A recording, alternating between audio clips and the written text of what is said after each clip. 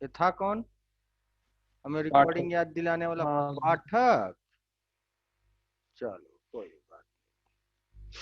दूसरा ग्राफ कैसा था यार? कुछ याद दिलाओ, हमको याद नहीं है।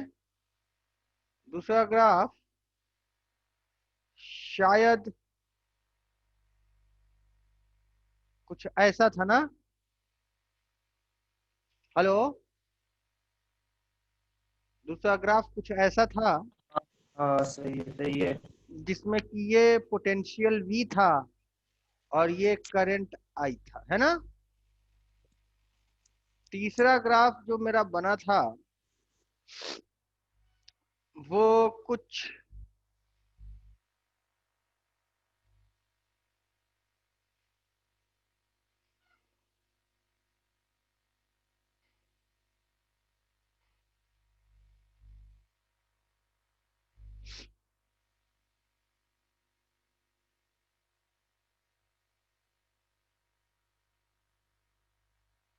कुछ ऐसे था ना बेटा? हैं? जिसमें ये I1 था, ये I2 था, ये I3 था, इंटेंसिटी के नाम पे।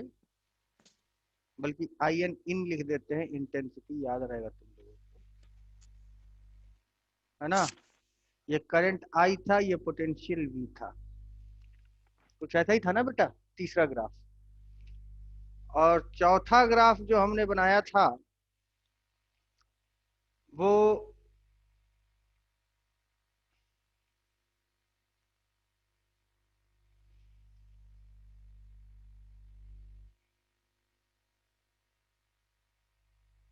कुछ ऐसा बनाया था। ये फ्रीक्वेंसी न्यू 1, ये फ्रीक्वेंसी न्यू 2, ये फ्रीक्वेंसी न्यू 3। ये करंट I था, ये पोटेंशियल V था। यही था ना बेटा? है? हाँ हाँ और हाँ। पांचवा ग्राफ क्या था बता दो? नहीं पाँचवा नहीं था। अच्छा, चार ही था। हाँ। चल, तो इनके बारे में समझ लेते हैं कि इसको कैसे एक्सप्लेन किया गया। तो पहले तुम लोगों को हम अपने बोलचाल की भाषा में समझाते हैं, फिर स्टैंडर्ड अंग्रेजी में लिखवाएंगे। तो पहले बोलचाल की भाषा समझ लेते हैं। तो बोलचाल की भाषा के लिए हम इस ग्राफ को एक्सप्लेन कर रहे हैं, ठीक है? तो बोला क्या गया वो समझ लेते हैं। तो बोला ये क्या कि जितने भी रेडिएशंस हैं, तो ऑब्वियसली यहाँ पे जो हमारी रेडिएशन वो लाइट ही है। लेकिन याद रखना कि ये discussion is not only for light, this discussion is applicable for all kinds of electromagnetic radiation, ठीक है? लेकिन चूंकि इस चीज की शुरुआत लाइट से ही हुई थी, इसलिए ये सारी जिम्मेदारी लाइट को दे दी जाती है। लेकिन ये एप्लीकेबल है सारे इलेक्ट्रोमैग्नेटिक रेडिएशन। कहता क्या है कि जो बीम ऑफ रेडिएशन है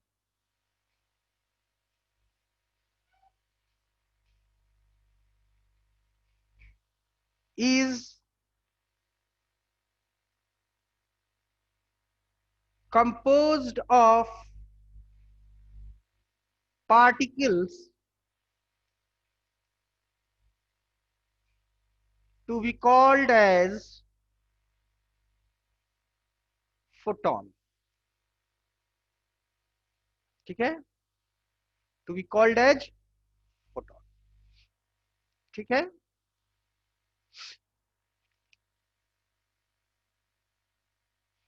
Each photon has energy equal to h nu, where nu is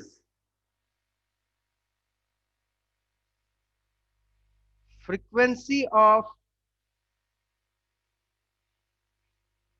radiation, ठीक है? And h is a Planck constant, ठीक है? Where nu is a frequency of radiation, अगली इंपॉर्टेंट बात क्या हुई, the intensity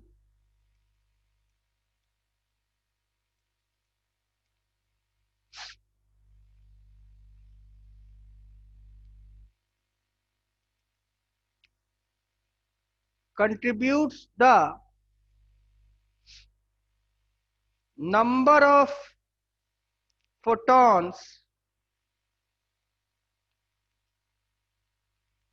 striking per unit area। बात नहीं समझ आई? क्लियर है कि नहीं है? जो बीम ऑफ रेडिएशन होता है वो किस चीज का बना होता है? कई पार्टिकल्स के, और उन पार्टिकल्स को क्या नाम दी जाती है? फोटोन। और हर फोटोन के पास एनर्जी कितनी होती है? H new. यहाँ की न्यू रेडिएशन की फ्रीक्वेंसी होती है। और जो इंटेंसिटी होती है, तो इंटेंसिटी बढ़ने या घटने का मतलब नंबर ऑफ फोटोन का बढ़ना या घटना। थोड़ा और बेहतर तरीके से समझते हैं कि लेटस अज्यूम हमारे पास ग्रीन लाइट है। लेटस अज्यूम हमारे पास ग्रीन लाइट है, ये एक हमारा ग्रीन लाइट है। तो ये ग्रीन लाइट की जितने भी फोटॉन्स होंगे, हर फोटॉन्स की जो एनर्जी होगी वो होगी एच न्यू, जहां new is the frequency of green light. तो इसकी energy for each photon, energy for single photon कितनी हो जाएगी? H new. और एनर्जी फॉर रेडिएशन की अगर चर्चा करी जाए तो एनर्जी फॉर रेडिएशन 1 2 3 4 5 6 7, तो 7 एच न्यू हो जाएगा। बात नहीं समझ आई? कोई डाउट? क्लियर है? अब अगर हमने इसकी इंटेंसिटी I1 रही, इसकी इंटेंसिटी कितनी रही? I1। अब दूसरी तरफ अगर हम चर्चा करते हैं, ये एरिया ए है और ये भी area, let us assume this is also B of A, ठीक है, this is also B of A, ये भी एरिया ए ही है। ज्यादा अगर लग रहा हो तो मत मानना। देखो अब बराबर बना दिया ना लगभग। क्यों रे, हुआ कि नहीं हुआ? और इसकी इंटेंसिटी हमने मान ली कि इंटेंसिटी इसकी 2 है, तो इस दूसरे इंटेंसिटी के पास नंबर ऑफ फोटॉन्स कितने हैं? 1 2 3 4 5 6 7 8 9 10 11, 11 है ना? तो इसके पास एनर्जी फॉर सिंगल फोटॉन भी एच न्यू होगा, और एनर्जी फॉर कंप्लीट रेडिएशन जो होगा वो कितना हो जाएगा? 11 एच न्यू। बस यही। और इंटेंसिटी जो दूसरे की है वो पहले की इंटेंसिटी से ज्यादा है, यानी ये ज्यादा गाढ़ा लाइट देखने में लगेगा, ये कम गाढ़ा हरा लाइट दिखेगा। ये बात समझ में आ गई? Hello hello. हाँ हाँ, क्या बेटा?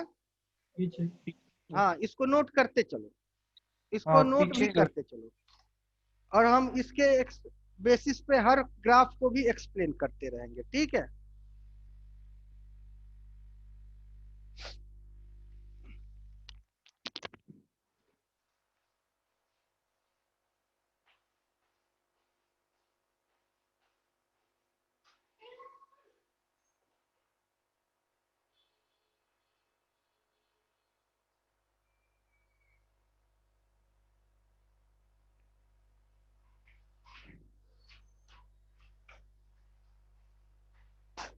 लगी बजी? स्टेप 1 के लिए ये नहीं हम बताते हैं, वो हमको पता है कब लगती है कब बजती है। सर।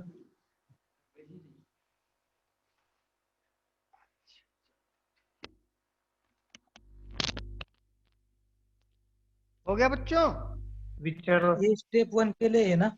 अब बेटा स्टेप 1 के लिए है ना अभी ये? स्टेप 1 को एक्सप्लेन कहाँ किया है, अभी तो बस बता रहे हैं। देखते रह, लिखते रह।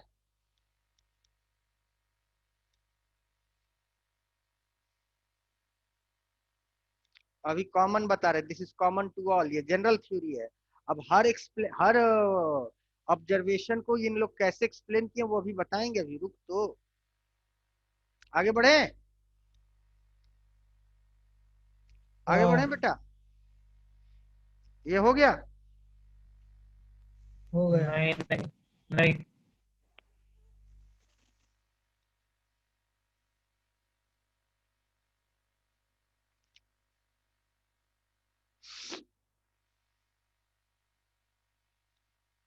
और 7 और 11 नहीं होते, अरबों खरबों में होते हैं, गिनना मुश्किल है, ये तो हम एग्जाम्पल के लिए दे रहे हैं।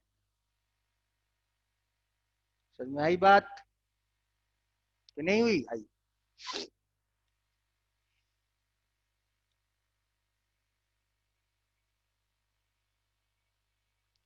वो क्या है? E for radiation equals to, नहीं नहीं वो ऊपर वाला। कौन सा? ये 7 h nu है, 7 फोटॉन्स है ना। वो 7, ठीक है। अब 7 नहीं 8 है तो 8 लिख लो, 9 है, हम गिने नहीं है, गिन लो यार, ये कौन सी बड़ी बात है। 3 3 6 7, इसमें कितना बना? 4 4 8 3 11, और ये कोई एक बना दिए दूसरा। हो हो गया। गया ये भी एरिया ए है रे मेरे भाई, ये भी एरिया ए ही है, ठीक है, बोथ द एरिया हो आर गया सेम। हो गया हो गया हो गया ठीक है, हो गया हो गया हो गया। आगे बढ़े। हेलो, आगे बढ़ो। हाँ चलो अब आगे बढ़ते हैं। हाँ।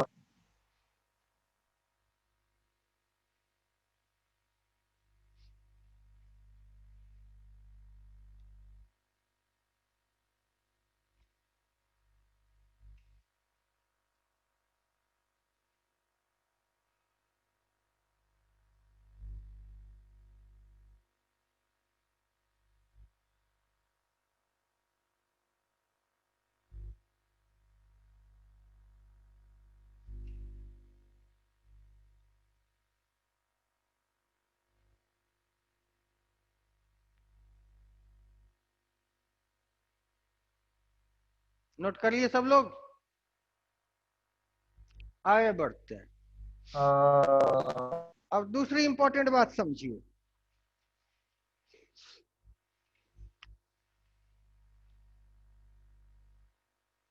There is a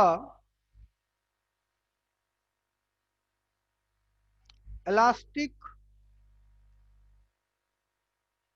collision between, किसके किसके बीच में?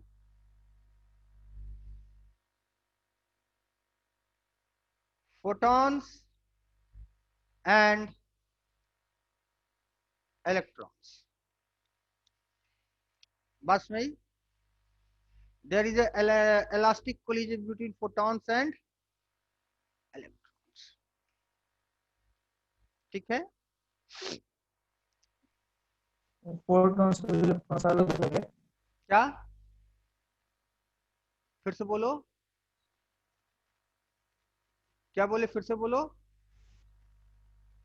फोटॉन्स और इलेक्ट्रॉन्स अलग अलग है क्या? फोटॉन्स फोटॉन्स होते हैं, इलेक्ट्रॉन्स इलेक्ट्रॉन्स होते हैं, ये दोनों एक कैसे हो जाए? ये लाइट की पार्टिकल है, हाइपोथेटिकल पार्टिकल है, ये मेटेलिक, ये मटेरियलिस्टिक पार्टिकल है, इसका मास होता है, इसका मास अनडिटरमाइंड होता है। ये लाइट है मेरे भाई, ये इलेक्ट्रॉन, ये मटेरियल है। नहीं समझे? ये कैसा सवाल तुमने पूछ दिया, पूछा किसने? प्रथमेश। क्या यार प्रथमेश, तूने यार नाक कटा दिए यार मेरा। नहीं वो कोलिजन हो गई किनसे फिर? अब हमको अलग। लाल लिखना होगा तो हम पेन से यहाँ लाल रंग चुनेंगे नहीं, पेन को अपने नाक पे लगा देंगे। तुमने मेरा नाक कटा दिया यार। There is a elastic collision between photons and electrons. हम सब बताएंगे ना, अभी कहाँ तू लिखा है ना। तो व्हेन radiation falls on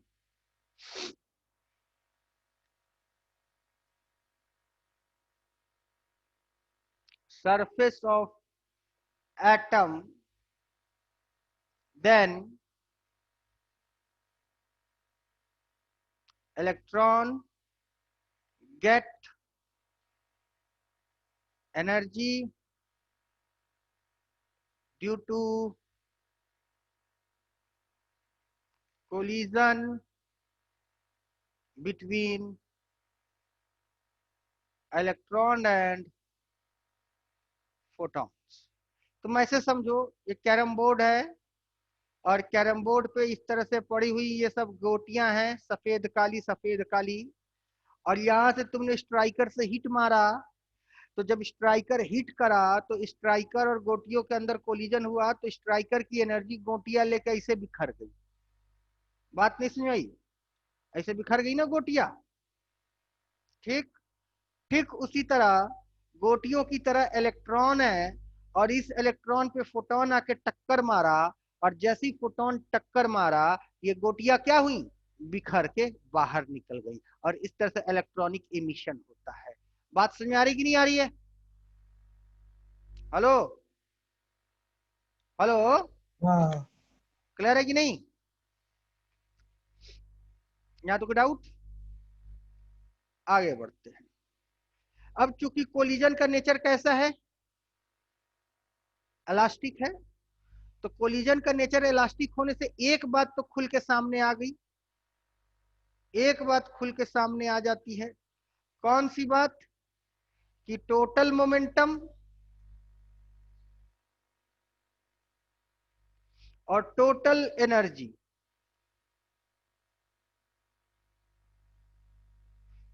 ये दोनों चीजें क्या होंगी, कंजर्व्ड होंगी। ठीक है, टोटल मोमेंटम और टोटल एनर्जी कंजर्व्ड हाँ कंजर्व्ड होंगी। ठीक है, हाँ लेकिन हाँ इंपॉर्टेंट बात टू बी नोटिस कि number of photons may be not conserved, यानी फोटोनों की संख्या बढ़ भी सकती है, घट भी सकती है, फोटोनों की संख्या कंजर्व नहीं रहेंगी या रह भी सकती है। इसलिए हमने मे वर्ड का यूज करा, मस्ट वर्ड का यूज नहीं करा है। हो सकता है बढ़ जाए, हो सकता है घट जाए, हो सकता है उतना ही रहे, लेकिन ये दो चीजें कंजर्व रहेंगी। ठीक है, हाँ यहां तो कोई डाउट? हाँ, नहीं अब if energy of a photon is greater than the energy is greater than the work function of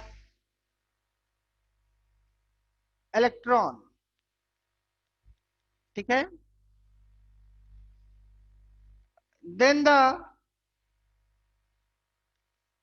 remaining energy is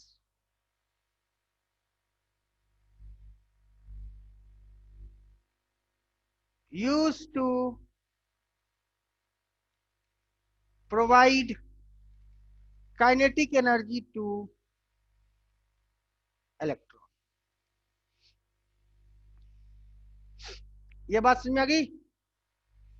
हाँ बस, और ये सारे कंक्लूजन्स कहां से आए और यहां से वेव ऑप्टिक्स को चैलेंज कहां मिला, ये सारी चीजों को अब हम लोग एक एक करके समझेंगे और हर ग्राफ को एक्सप्लेन करेंगे। तो समझो, तो समझाते हैं पहले ग्राफ को लेके।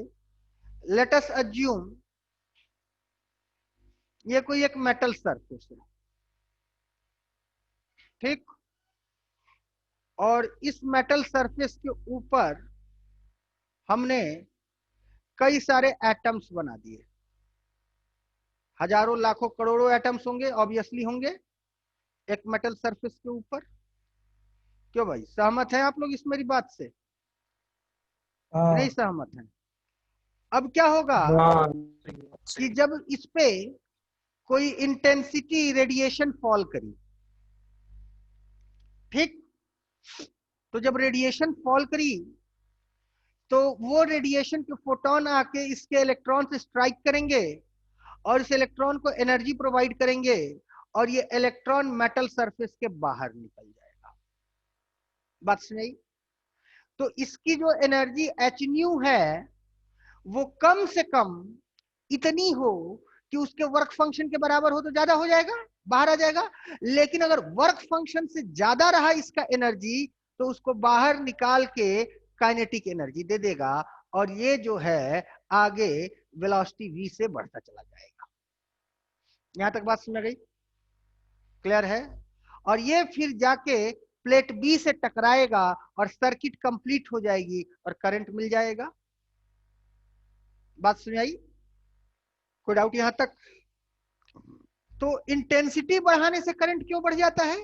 क्योंकि अगर इंटेंसिटी बढ़ाएंगे तो नंबर ऑफ फोटॉन्स बढ़ जाएंगे और जब नंबर ऑफ फोटॉन्स बढ़ जाएगा तो नंबर ऑफ कोलिजन्स बढ़ जाएगा और जब नंबर ऑफ कोलिजन्स बढ़ जाएगा तो नंबर ऑफ एजेक्टेड इलेक्ट्रॉन बढ़ जाएंगे और जब नंबर ऑफ एजेक्टेड इलेक्ट्रॉन बढ़ जाएंगे तो करंट बढ़ जाएगा। क्यों? क्योंकि I is equal to NeAVD होता है, number of particles which are moving.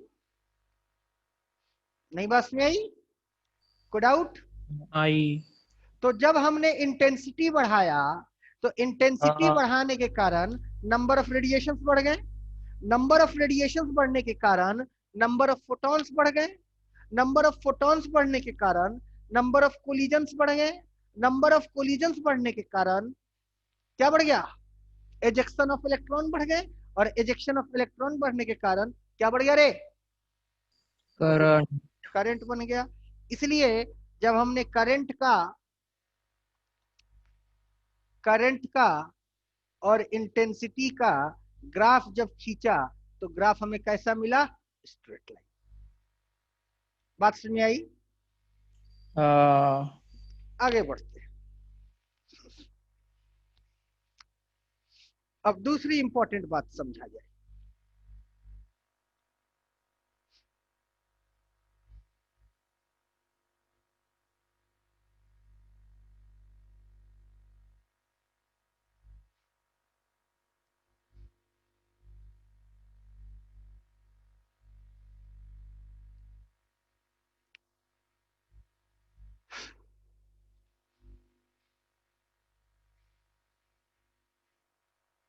दूसरा ग्राफ हमको कुछ यूं मिला था, ठीक है? ये पोटेंशियल V था, ये करंट I था। अब इस ग्राफ को चलो एक्सप्लेन करते हैं हम लोग। कैसे एक्सप्लेन करेंगे इस ग्राफ को? कैसे एक्सप्लेन करा जाए भाई?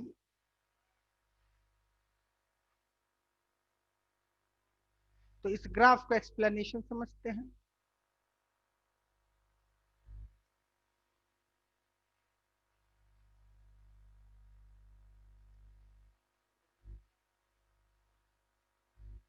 मान लो ये फोटोसेंसिटिव प्लेट है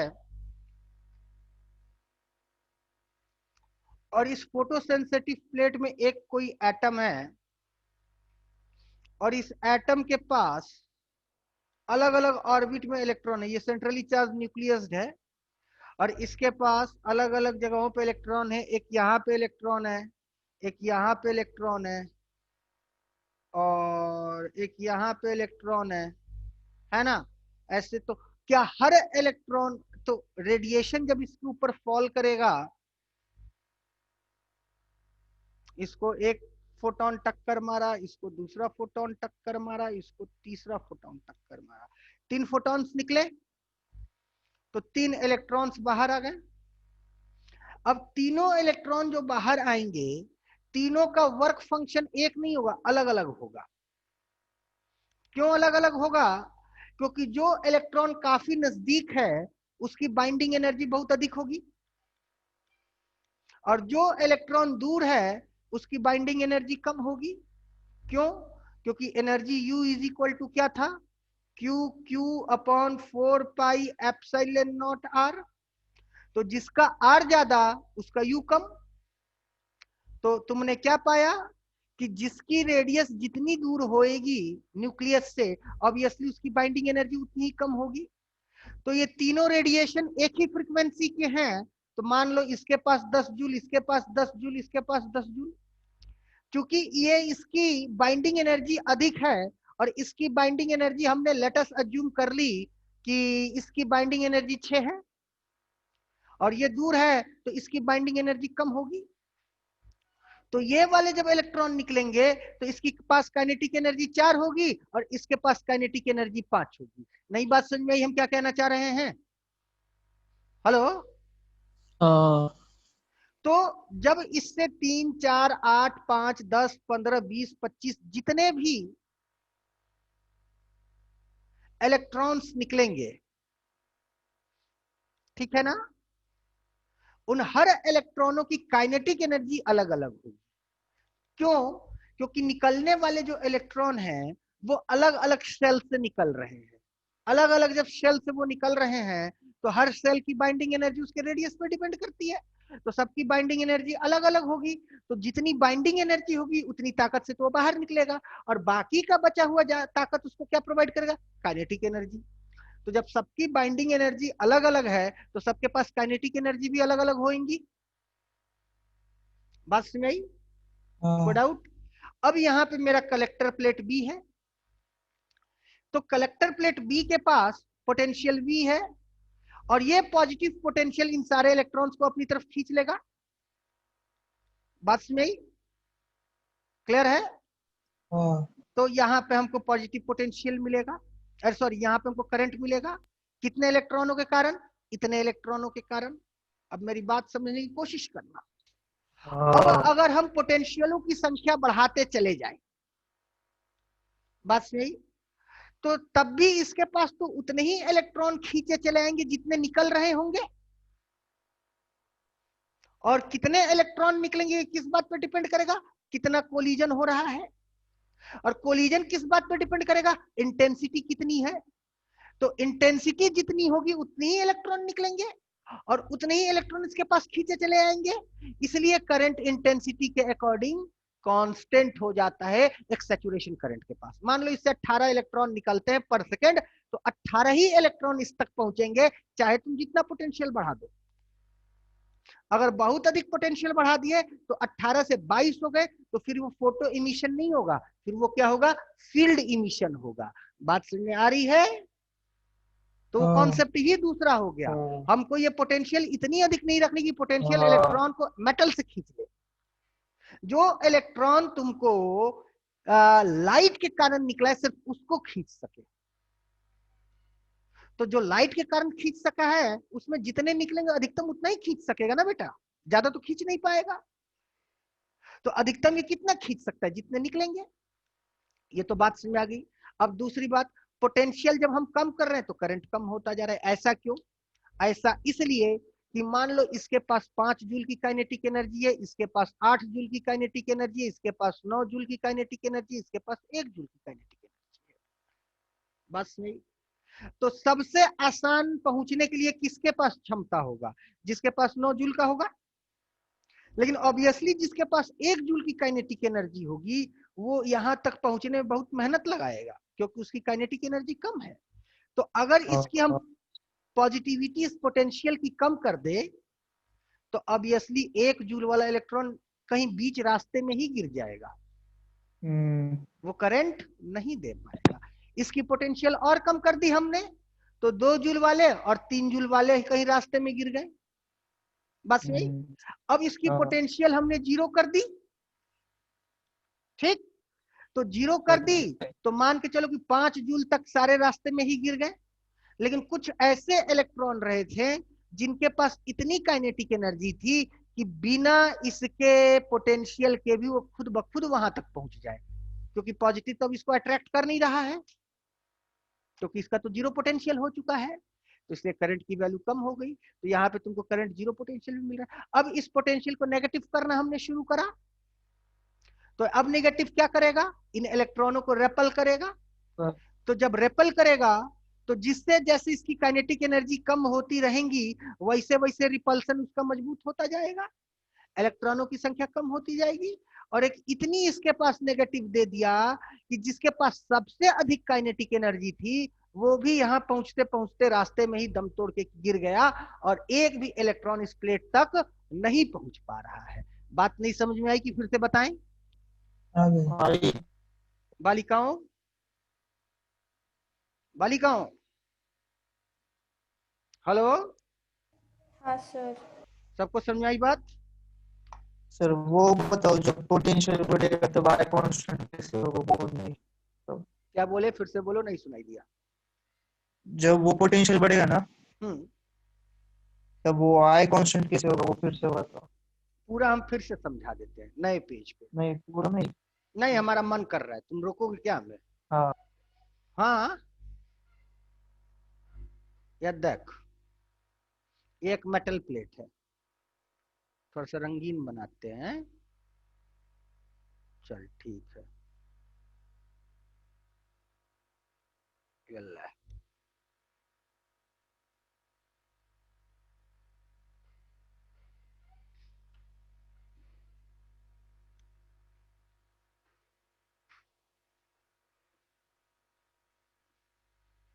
चले प्रथमेश तू रंग, हम तब तक से आगे की चर्चा करते हैं। मेरे साथ रंग, मेरा मदद कर।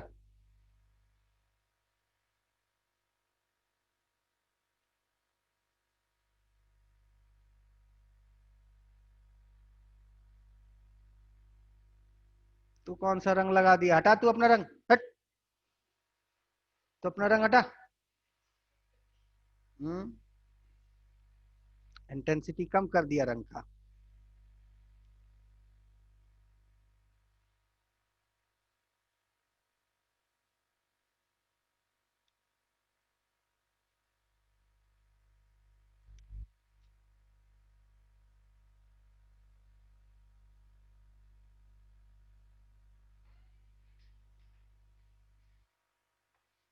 अब देख, मान ले ये रेडिएशन फॉल करते, इस पे फॉल्स नहीं, फॉल करते, ठीक है?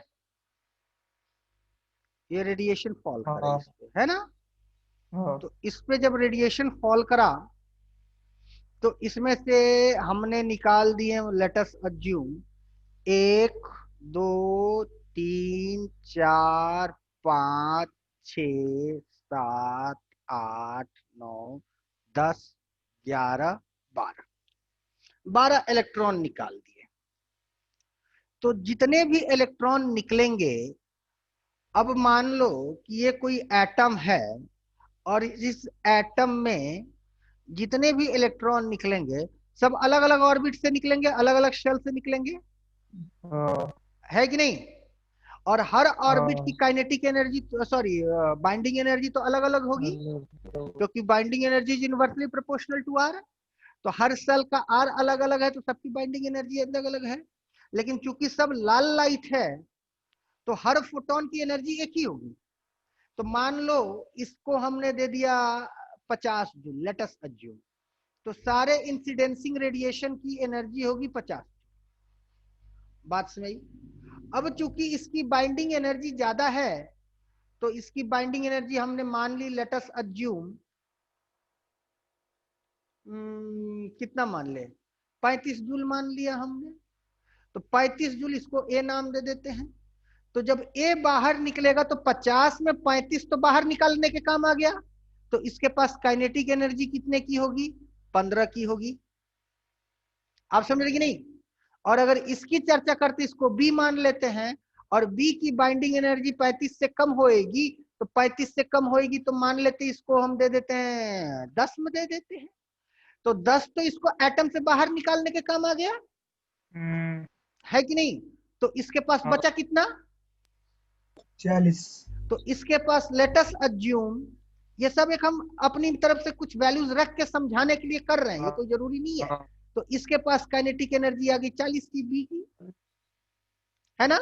तो बीच में जितने इलेक्ट्रॉन्स होंगे सबका 15 से 40 के बीच में ही होगा, क्योंकि आउटर मोस्ट इलेक्ट्रॉन है, सबसे कम बाइंडिंग एनर्जी इसकी होगी। हाँ बात समझ आई? फिर हाँ। यहाँ पे हाँ एक पॉजिटिव प्लेट रखा हुआ है, हाँ और इसको पॉजिटिविटी कौन दे रहा है? जो सेल हमने कनेक्ट करा था।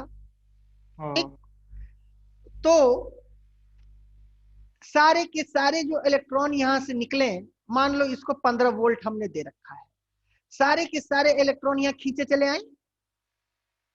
कितने? 12 इलेक्ट्रॉन, 12 इलेक्ट्रॉन यहां खींचे चले आए सारे के सारे। तो इसके पास जो भी करंट बना वो कितने इलेक्ट्रॉनों के कारण बना? 12 इलेक्ट्रॉन के कारण बना। अब इसको 18 वोल्ट कर दो, तो 18 वोल्ट कितने इलेक्ट्रॉनों को खींचेगा? इन्हीं 12 को ही खींचेगा ना। हाँ। अब इसको 22 वोल्ट कर दो, तो भी तो ये 18 को ही खींचेगा ना बेटा, क्योंकि जितने हाँ। इलेक्ट्रॉन निकलेंगे उतने को ही खींचेगा। यहां से ये अलग से इलेक्ट्रॉन नहीं निकाल पाएगा। क्यों नहीं निकाल पाएगा? क्योंकि जब ये चीज यहां से इलेक्ट्रॉन निकालने लगे तो फिर वो फोटो इमिशन नहीं रह जाएगा, वो क्या बन जाएगा? Field emission. समझ में आई बात कि नहीं आई? कोई डाउट यहां तक? हाँ हाँ अब आगे बढ़ते हैं। अब अगली बात समझना। अब इसको हमने 15 से बना दिया 10 वोल्ट। अब इसको हमने बना दिया 10 वोल्ट। तो 10 वोल्ट में क्या होगा कि अब इसकी अट्रैक्टिंग पावर कम हो गई ना बेटा। हाँ अट्रैक्टिंग पावर कम हो गई, तो जिन जिन की काइनेटिक एनर्जी कम होगी वो यहां पहुंचने से पहले ही कहीं गिर पड़ के मर जाएंगे, तो वो तो करंट में पार्टिसिपेट नहीं करेंगे। तो माना कि 15 से 30 वाले गिर के मर गए, यहां तक 30 वो गिर गए जिनकी काइनेटिक एनर्जी 30 जूल तक की रही होगी। नहीं बात हुई? फिर इसको 5 हमने कर दिया, 5 वोल्ट, इसकी पॉजिटिविटी और कम कर दी, तो और जिनकी काइनेटिक एनर्जी और कम होगी वो और रुक जाएंगे। तो मान लो 30 से 35 तक रुक गए, है ना।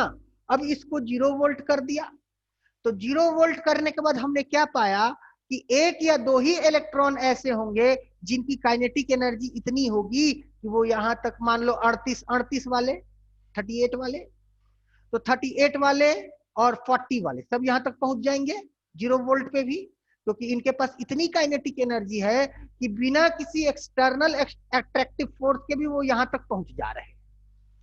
बात नहीं समझ में आई? तो माना कि 38 से 40 0 वोल्ट पे भी पहुंच गए। अब इसको -5 वोल्ट कर दिया। बात समझ आई? तो -5 वोल्ट पे जो पहुंच गया, तो मतलब कि जो हार्डली यहां तक पहुंच पा रहा था, अब तो वो रिपेल होके पहले ही गिर जाएगा ना। तो मान लो 39 जिसकी काइनेटिक एनर्जी है वो यहां तक पहुंच के गिर गया, तो अभी भी कौन पहुंच रहा है? 40 काइनेटिक एनर्जी वाले। अब इसको -10 कर दिया, तो -10 40 को भी यहाँ आने से रोक दे रहा है, क्योंकि अभी रिपल्सिव नेचर का हो गया ना बेटा, नेगेटिव पोटेंशियल से इलेक्ट्रॉन के लिए, तो उसको रोक दिया। तो इसी को कहते हैं कट ऑफ पोटेंशियल, एक ऐसी पोटेंशियल जहां कोई भी इलेक्ट्रॉन वहां तक नहीं पहुंच पाया। अब भी समझ में आई बात कि नहीं आई? बात समझ आई?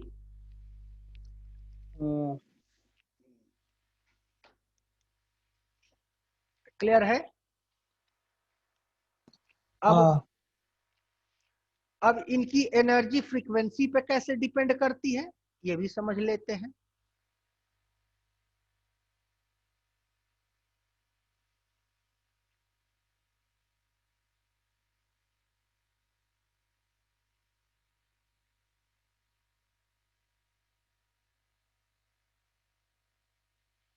अच्छा, ये एक इलेक्ट्रॉन है जिसकी काइनेटिक एनर्जी 5 जूल है, और ये कोई दूसरा इलेक्ट्रॉन है जिसकी काइनेटिक एनर्जी 10 जूल है।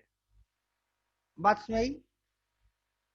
तो और इसको यहां से रोकने के लिए, यहां तक आने से रोकने के लिए, और इसको यहां से यहां तक आने के लिए V1 पोटेंशियल लगा और V2 पोटेंशियल लगा। बताओ दोनों में मजबूत पोटेंशियल कौन होगा? पहले ये बताओ, दोनों पॉजिटिव पोटेंशियल होंगे कि नेगेटिव पोटेंशियल होंगे इस इलेक्ट्रॉन को यहां तक आने से रोकने के लिए? हाय बेटा, हेलो हेलो हेलो हेलो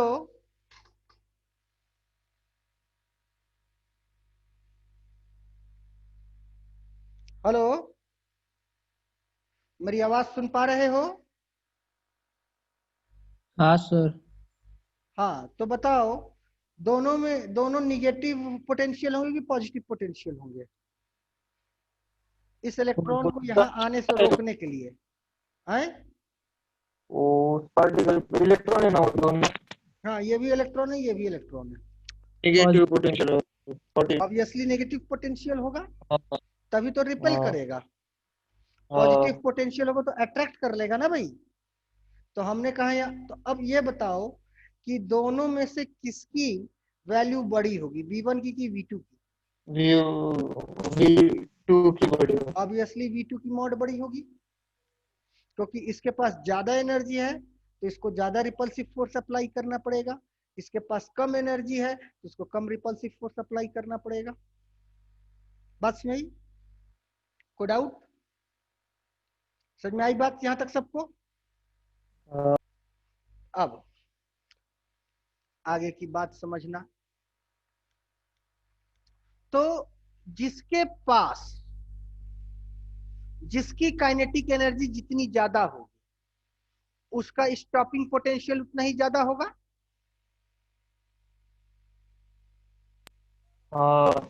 ठीक, ये तो बात समझ गई। तो अब मान लो ये एक जिंक का एटम है,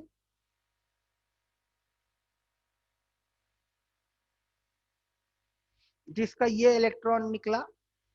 ये एटम जिंक का एटम एक कोई एटम है, और ये कोई जिंक का दूसरा एटम है। कोई इलेक्ट्रॉनिक कॉन्फ़िगरेशन पे बहस ना कर लेने लगना। ये कोई जिंक का दूसरा एटम है, इसके ऊपर रेडिएशन पड़ी लाल की, और इसके ऊपर रेडिएशन पड़ी वॉयलेट। तो इन दोनों की वर्क फंक्शन एक होगी कि अलग अलग? अलग। ना बेटा, दोनों की वर्क फंक्शन एक होगी, क्योंकि दोनों जिंक एटम है और दोनों सेकेंड ऑर्बिट से ही निकल रहे हैं, तो दोनों की बाइंडिंग एनर्जी एक ही ना होगी बेटा। तो दोनों की बाइंडिंग एनर्जी एक होगी। हाँ, ये वाला इलेक्ट्रॉन और ये वाला इलेक्ट्रॉन की बाइंडिंग एनर्जी अलग अलग होगी। मतलब मान लो यहाँ पे एक इलेक्ट्रॉन ले लेते, तो इस इलेक्ट्रॉन का बाइंडिंग एनर्जी अलग अलग होगा, लेकिन इस इलेक्ट्रॉन का और इस इलेक्ट्रॉन का बाइंडिंग एनर्जी सेम होगा, और इस इलेक्ट्रॉन का और इस इलेक्ट्रॉन का बाइंडिंग एनर्जी सेम होगा। नहीं बात सुनी आई? हेलो, हाँ, तो दोनों की बाइंडिंग एनर्जी तो सेम होगी। बात सुनी? एक होगी। तो इसकी मान लो इसके पास 15 जूल है एनर्जी, और इसके पास लेटेस्ट अज्यूम 20 जूल है। तो इसकी बाइंडिंग एनर्जी 5 जूल है और इसकी भी बाइंडिंग एनर्जी 5 जूल होगी। तो इसके पास काइनेटिक एनर्जी कितने की आएगी? 10 की। और इसके पास काइनेटिक एनर्जी कितनी की आ जाएगी? 15 की, है ना? तो स्टॉपिंग पोटेंशियल किसकी अधिक होगी भाई? ब्लू वाली लाइट रेडिएशन के लिए कि लाल वाले रेडिएशन के लिए? ब्लू वाले की। एब्सोल्युटली ब्लू वाले के लिए स्टॉपिंग पोटेंशियल अधिक होगी। तो हमने ये देखा कि जब हम फ्रीक्वेंसी बढ़ा रहे हैं, क्योंकि energy is directly energy is equal to H nu, h तो प्लैंक कांस्टेंट। तो जब हम फ्रीक्वेंसी बढ़ा रहे हैं तो एनर्जी बढ़ रही है। कैसे पता एनर्जी बढ़ रही है? क्योंकि फ्रीक्वेंसी बढ़ने के साथ साथ स्टॉपिंग पोटेंशियल भी बढ़ जा रहा है। फ्रीक्वेंसी बढ़ने के साथ साथ क्या बढ़ जा रहा है? Stopping potential. तो स्टॉपिंग पोटेंशियल बढ़ने का मतलब उसके पास काइनेटिक एनर्जी ज्यादा रहा होगा। तो उसके पास काइनेटिक एनर्जी कैसे ज्यादा आ गया? क्योंकि रेडिएशन के पास एनर्जी अधिक थी। नई बात समझ आई? बसा कोई डाउट?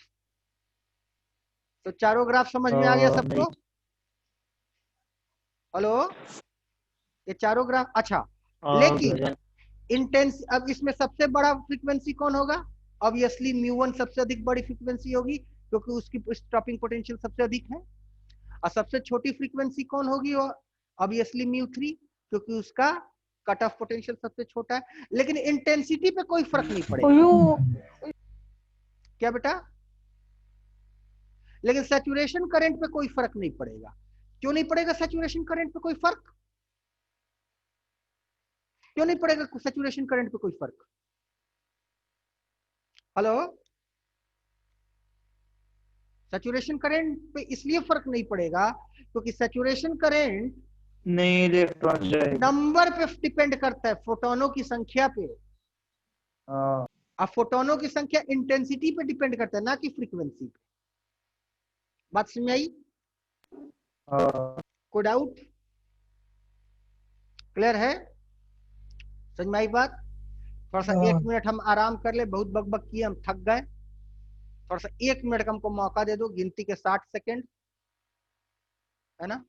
चलो। और भाई खिलाटी क्या हाल है? मास्टर साहब से बात।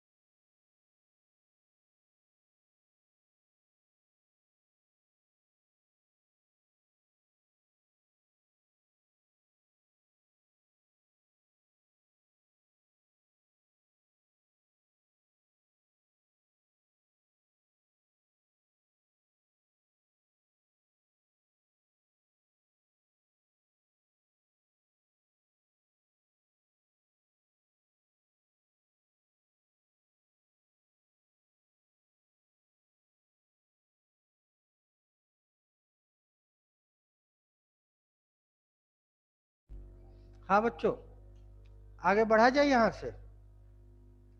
हेलो, लिखवा है ना। है बेटा? हेलो, क्या बोल रहे हो? हाँ क्या बोले बेटा? नहीं आगे बोलो। आगे बढ़े। अब आगे की बात सुन लो भाई। एनसीईआरटी है सबके पास? तो कुछ होमवर्क दे देते हैं, होमवर्क ले लो। पार्ट 2, चलो होमवर्क देते हैं। आगे बढ़े तब से हम। ये कौन सा चैप्टर है? वो लिखवाना है ना। हाँ लिखवा रही है। चैप्टर कौन सा है? Dual nature and radiation. Second है कि फर्स्ट है? सेकंड बुक से।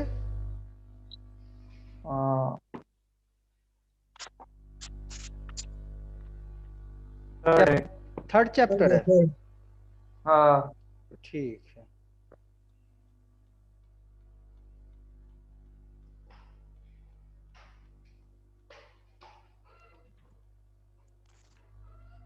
चलो कोई बात नहीं, थर्ड है तो आगे बढ़ते हैं।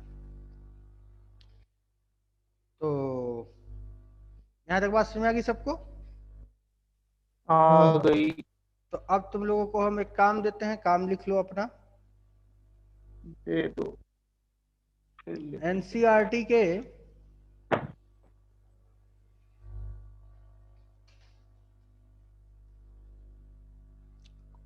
Page number photo electric effect, page number 388,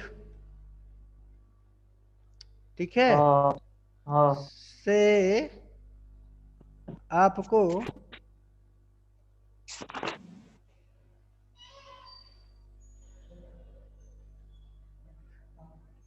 three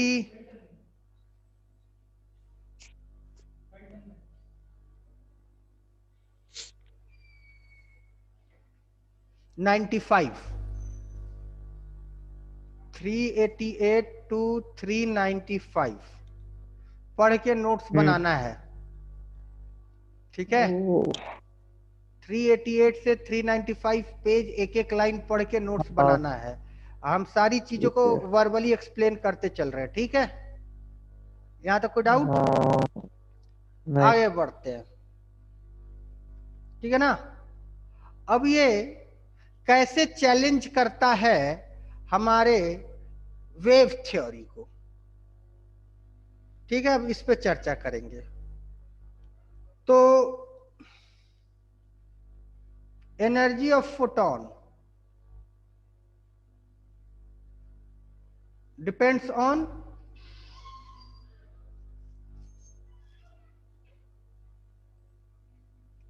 frequency. बात समझ आ रही कि नहीं आ रही? हाँ क्लियर है? Energy of photon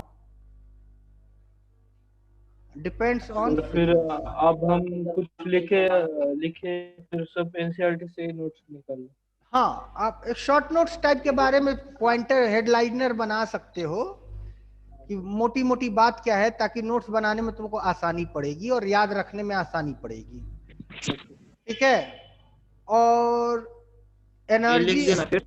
of wave, ठीक है, डिपेंड्स ऑन इंटेंसिटी।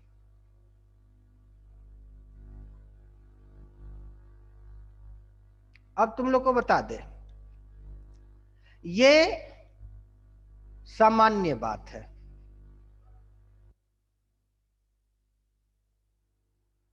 क्योंकि energy is directly proportional to intensity, ये सबको पता होनी चाहिए। बात समझ? लेकिन इस केस में एनर्जी किस बात पे डिपेंड कर रहा है? ये in the case of light है।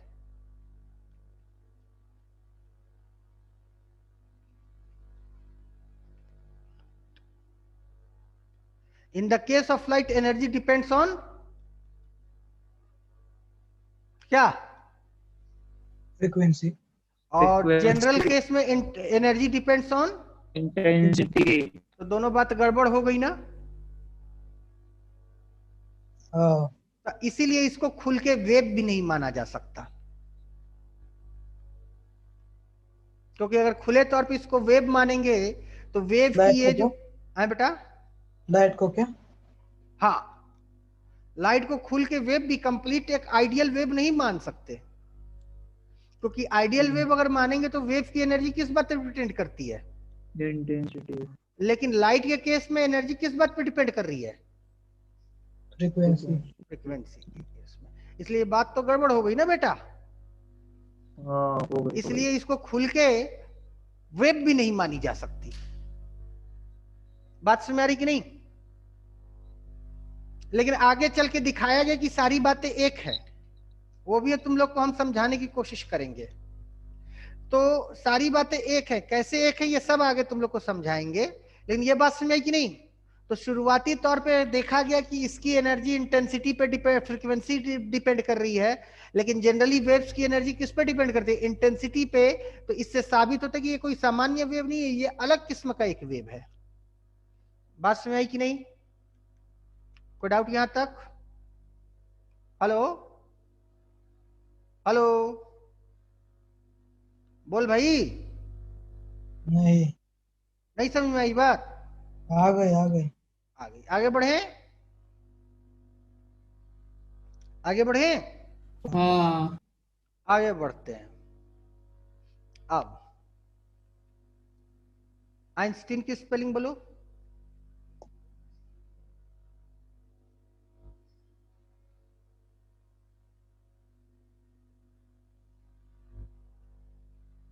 Einstein photoelectric equation. तो आइंस्टीन फोटोइलेक्ट्रिक इक्वेशन क्या है? टॉपिक है क्या? हैं? नया टॉपिक है क्या? हाँ, नया टॉपिक है। ठीक है। आइंस्टीन फोटोइलेक्ट्रिक इक्वेशन क्या है भाई? आइंस्टीन फोटोइलेक्ट्रिक इक्वेशन ये कहता है कि एनर्जी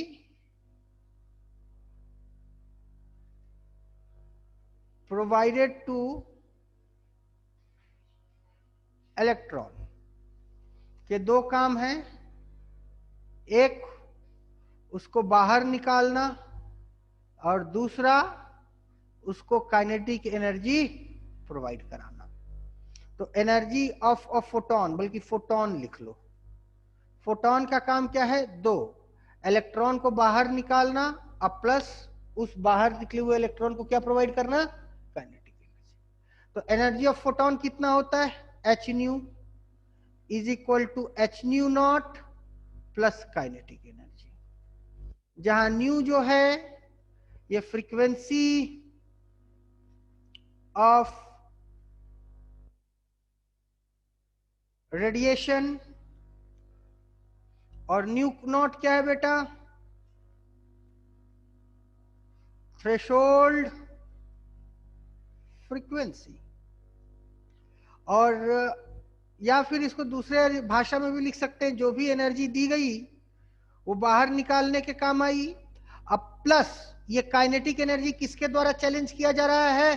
कट ऑफ पोटेंशियल के द्वारा, जहां V क्या है? ये है हमारा कट ऑफ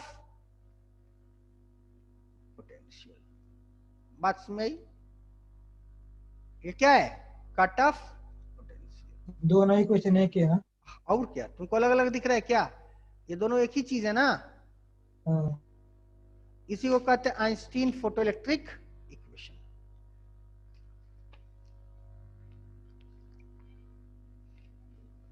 बात हुई सर से? क्या बोले सर? ठीक है, 2 मिनट रुको। 2 मिनट नहीं, जल्दी नहीं है ना कुछ? जल्दी है? घर कितना दूर है यहाँ से? एक बार सर से बात कराऊं मैं।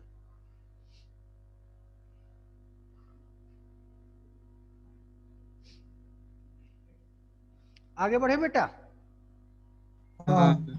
चलो, अब इसका भी ग्राफ प्लॉट कर लेते हैं। हेलो हेलो, हाँ मास्टर साहब,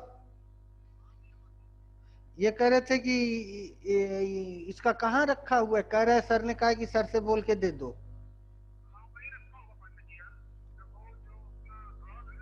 अच्छा अच्छा, मार्कशीट। ठीक है मास्टर साहब, हम दे दे रहे हैं।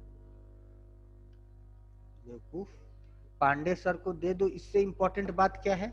रखा कहाँ है? तब हम कहाँ ढूंढेंगे बेटा? बस 1 मिनट में। असली बात तो पूछा ही नहीं।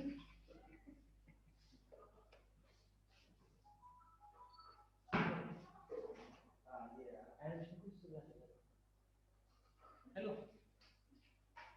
भाई, वही अरे भाई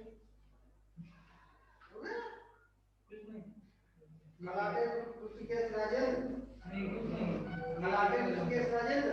हाँ हाँ, मेरा नंबर। हाँ,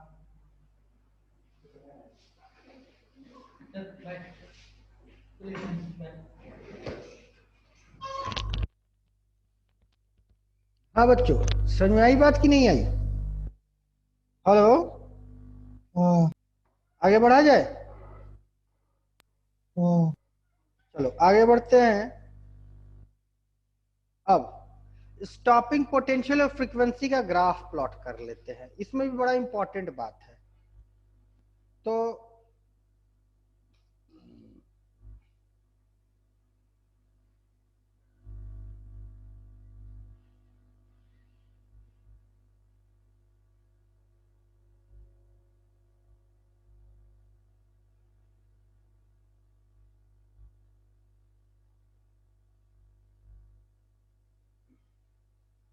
ये तुम्हारा स्टॉपिंग पोटेंशियल है।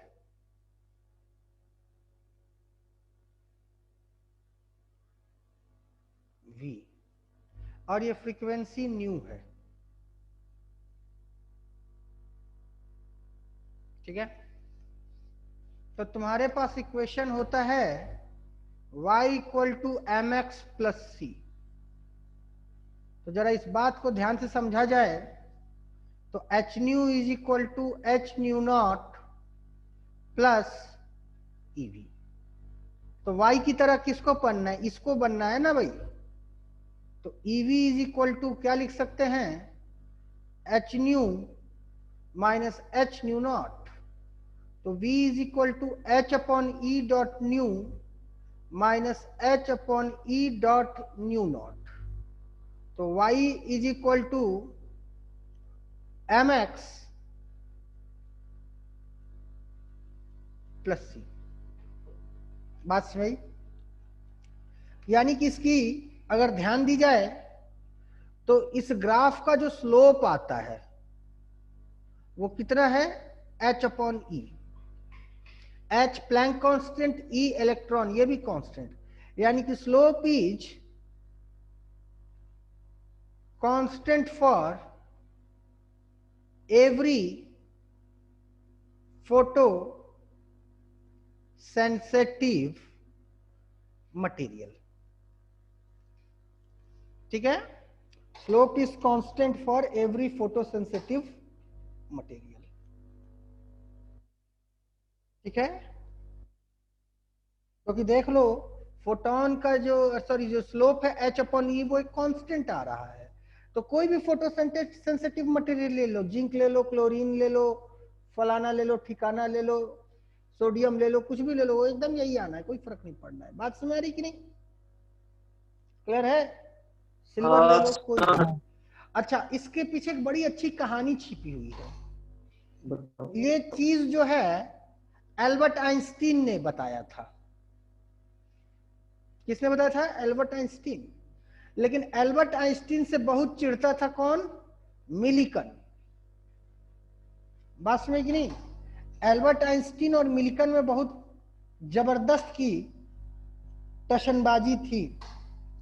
तो मिलिकन ने कहा कि हम एल्बर्ट आइंस्टीन के इस थ्योरी को गलत प्रूफ करेंगे कि जो हमारा स्लोप है इसका किसी भी फोटोसेंसिटिव मटेरियल के लिए कांस्टेंट आएगा।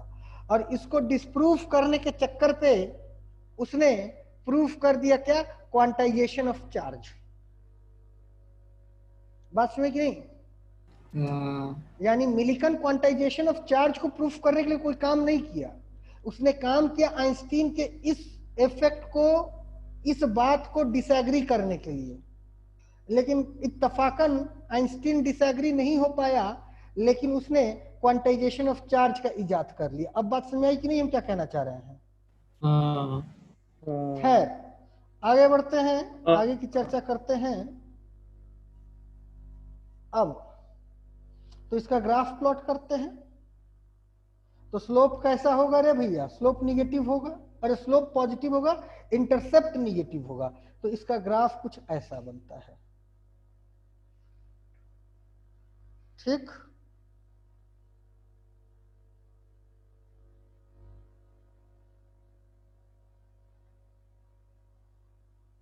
अरे पैरेलल दोनों,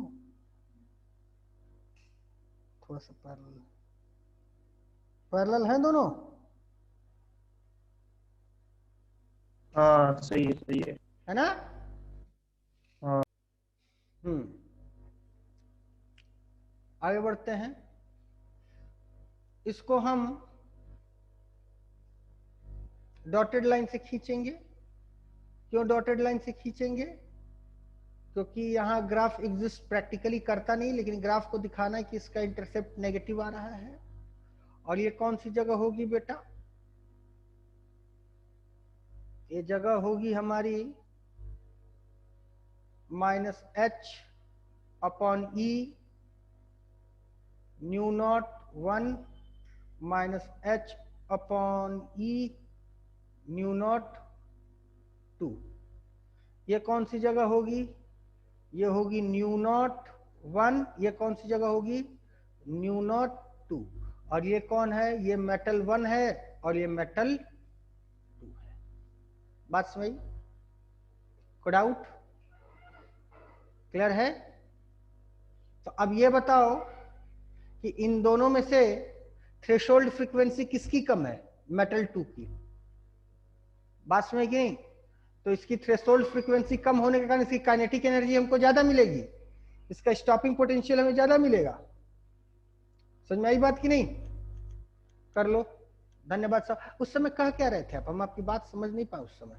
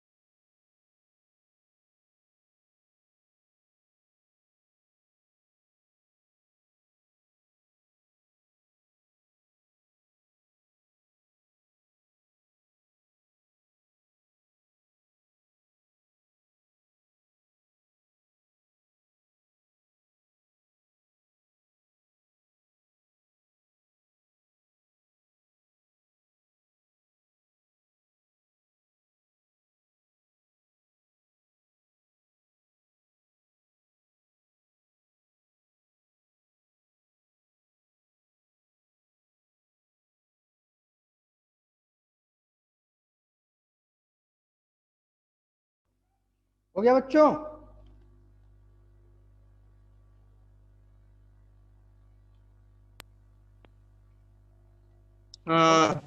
चलो अब example 11.1।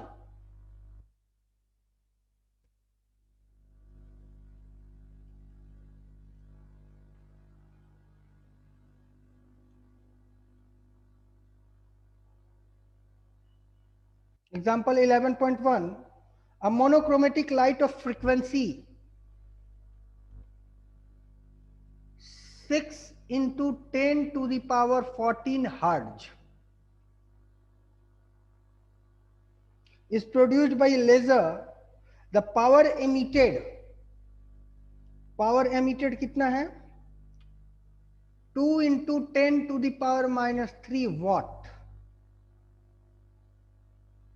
What is the energy of photon? Energy of a photon आपने निकालना है। Energy of a photon, question number 1। अब क्वेश्चन नंबर 2 क्या है?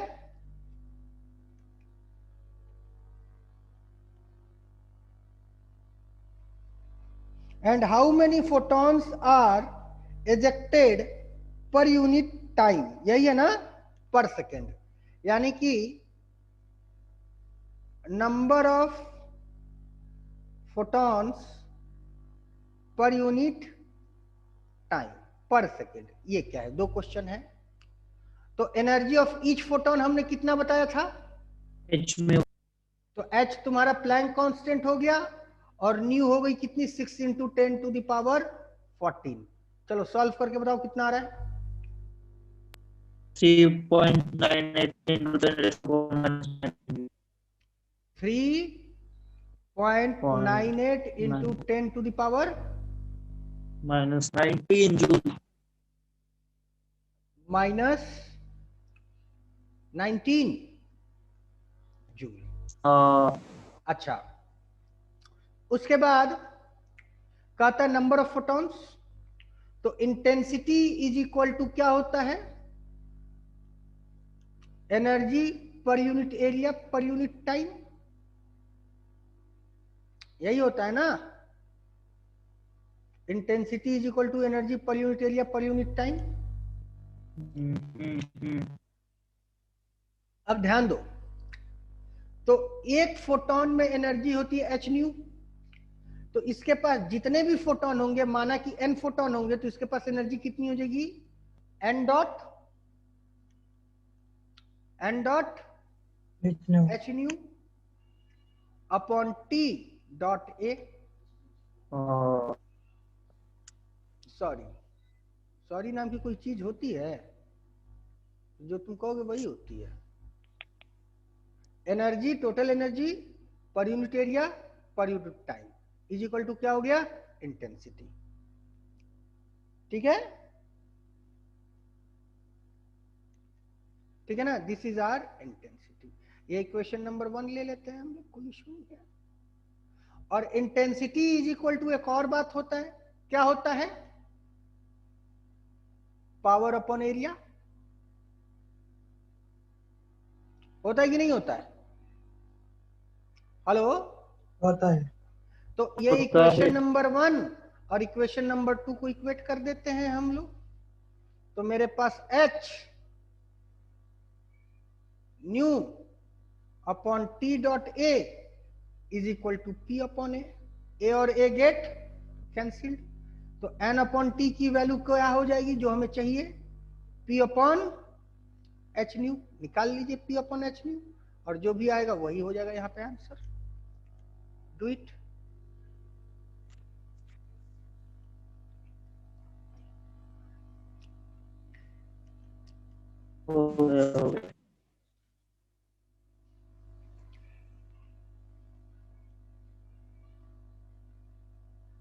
हो गया,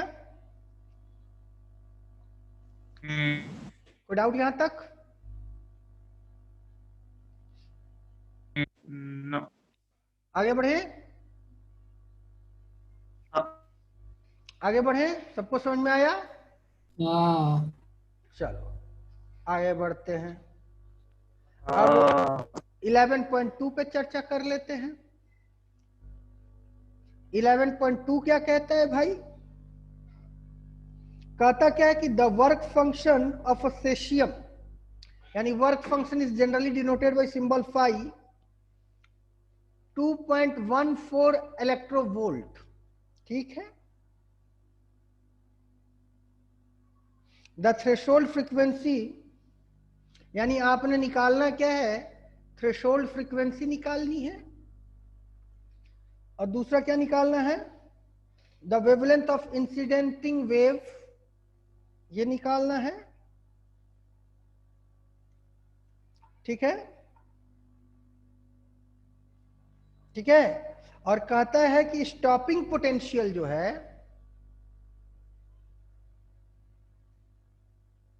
वो कितनी है रे बेटा, 0.60 वोल्ट। कोई इश्यू नहीं है, कर लेते हैं हम लोग, कोई मसला ही नहीं है। तो वेवलेंथ ऑफ रेडिएशन निकालना है, कोई इश्यू नहीं है। तो तुमको बताया था कि जो भी एनर्जी दी जाएगी वो एनर्जी किसके काम में आएगी, एक वर्क फंक्शन और दूसरे स्टॉपिंग पोटेंशियल के काम में आएगी। यही बताया था ना बेटा, हेलो?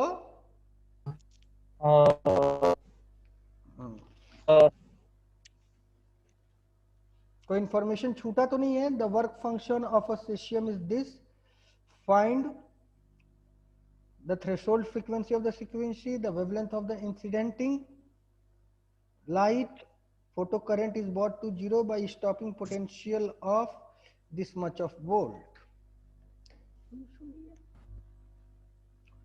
तो तुमको पता होना चाहिए कि यही मेरा वर्क फंक्शन है और ये मेरा वर्क फंक्शन है ना?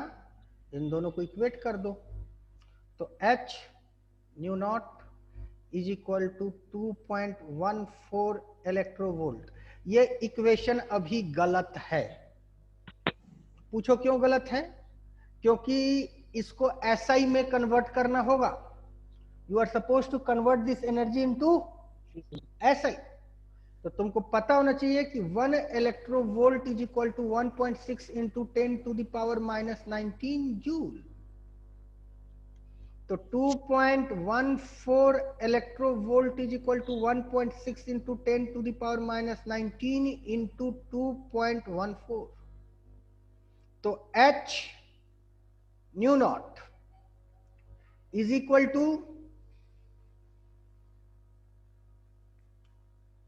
2.14 into 1.6 into 10 to the power minus 19। Planck constant है तो न्यू नॉट की वैल्यू चलो निकाल के बताओ कितना आया।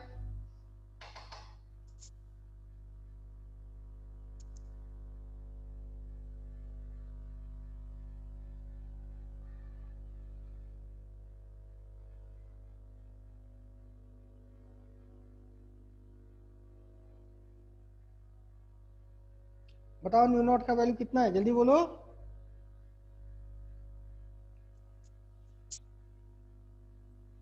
बोले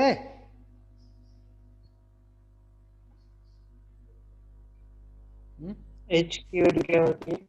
प्लैंक कांस्टेंट की वैल्यू हम तुमको बताएं।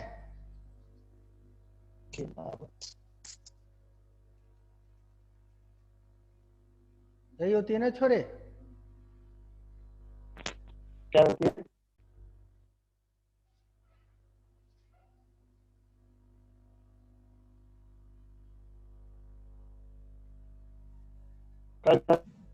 क्या बेटा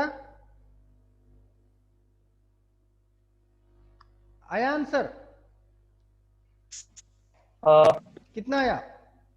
1.5.16 हो गया 14 फिर आउट। नहीं। अब दूसरा तो था क्या क्वेश्चन, हम क्वेश्चन ही भूल गए। क्या निकालना था हमें? वेवलेंथ अभी निकालनी है। थ्रेशोल्ड फ्रीक्वेंसी निकाल लिया। अच्छा wavelength of the incidencing radiation निकालना है। क्या निकालना है? Wavelength of the incidencing radiation. तो incidencing radiation is equal to H nu naught plus EV, है कि नहीं? कोई डाउट? तो एच न्यू नॉट कितना हो गया रे बेटा? एच सी अपॉन लैम्डा, ठीक है। और ये कितना हो गया?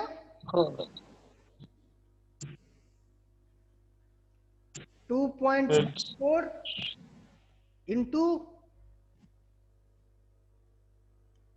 1.6 into 10 to the power minus 19 plus 1.6 into 10 to the power minus 19 into 0.6,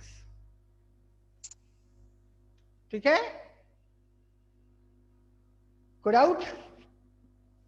तो C की वैल्यू तुमको पता है 3 into 10 to the power 8। H की वैल्यू तुमको पता है 6.6 into 10 to the power minus 34। तो लैम्डा चलो सॉल्व करके निकालो, निकालो जल्दी से लैम्डा।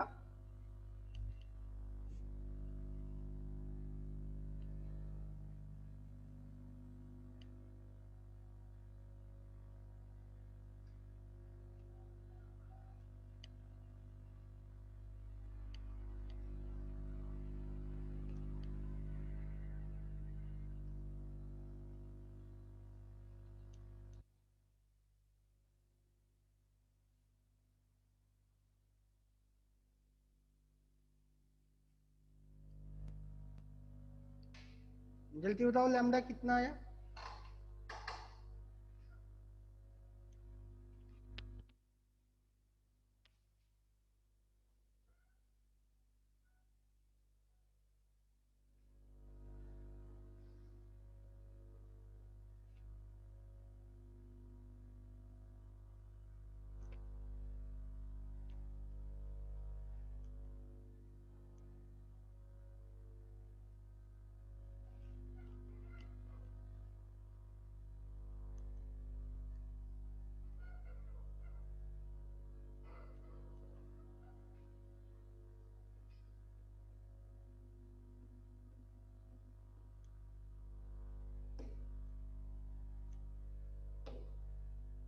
कितना है रे वेवलेंथ? कितना है? तो हम ही को करना पड़ेगा। 454 नैनोमीटर। कितना है बेटा? 454 नैनोमीटर। नैनोमीटर। देख के बोल रहे हो कि अकल नकल से कि नकल से? कैलकुलेशन से। अकल से कि नकल से? कैलकुलेशन से। मतलब कैलकुलेशन। आगे बढ़े बेटा। टाइम हो गया। बस 5 मिनट और, ज्यादा नहीं। अब तुम लोगों ने पढ़ा होगा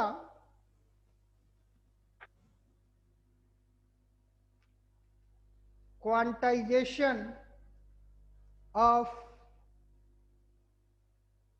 रेडिएंट एनर्जी। कोई भी एनर्जी हो, रेडिएशन की कोई भी एनर्जी हो, मतलब इलेक्ट्रोमैग्नेटिक वेव से रिलेटेड कोई भी एनर्जी हो, वो क्वांटाइज्ड होता है। तो क्वांटाइजेशन तुम लोगों ने इलेक्ट्रोस्टैट में भी पढ़ा, एनर्जी में भी पढ़ा। क्वांटाइजेशन का मतलब होता क्या है, कोई बता सकता है? हेलो। हाँ, इसको कुछ लोग बोल देते हैं पैकेट ऑफ एनर्जी।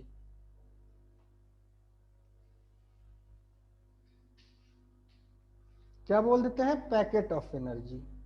इसका मतलब समझते हो? इसका मतलब होता है कि जो टोटल एनर्जी होगी वो एच न्यू होगी इंटू एन होगा। यही पैकेट है। और इंटीग्रल मल्टीपल का होता है। हाँ, हुआ कि नहीं? एक पैकेट के पास एच न्यू एनर्जी होगी और पैकेट में जितने फोटॉन्स होंगे उससे मल्टीप्लाई कर देंगे तो टोटल एनर्जी आ जाएगी। नहीं, बस नहीं, यही एक पैकेट है। एक पैकेट का मतलब एक फोटॉन की एनर्जी। क्लियर है? और n नंबर ऑफ फोटॉन्स जब भी होगा क्या होगा? इंटीजर होगा। अब बात समझे कि नहीं? को डाउट? फिर से बताओ ना, आवाज बीच में। अच्छा चल, ऐसे बताते हैं। मान ले, अब आवाज क्लियर है? देख भाई मेरे, ये एक पैकेट है, ठीक? इस पैकेट के पास कितनी एनर्जी है? इस पैकेट के पास एच न्यू है। तो ऐसे 18 पैकेट हो गए तो कितनी एनर्जी हो गई? बस यही है। और n हमेशा इंटीजर होगा। तो एक फोटोन की एनर्जी एक पैकेट है। वैसे ही 18 फोटोन हो गए तो 18 एच न्यू एनर्जी हो गई। यही हो गया क्या? क्वांटाइजेशन ऑफ रेडिएंट एनर्जी या फिर पैकेट ऑफ एनर्जी का कॉन्सेप्ट। अब समझ में आया कि नहीं आया? कोई डाउट? आया बेटा? फिर से आया समझ में। आ गया समझ में? तो नमस्ते किया जाए आज। नमस्ते। Thank you for today. मिलते हैं कल हम लोग, ठीक है?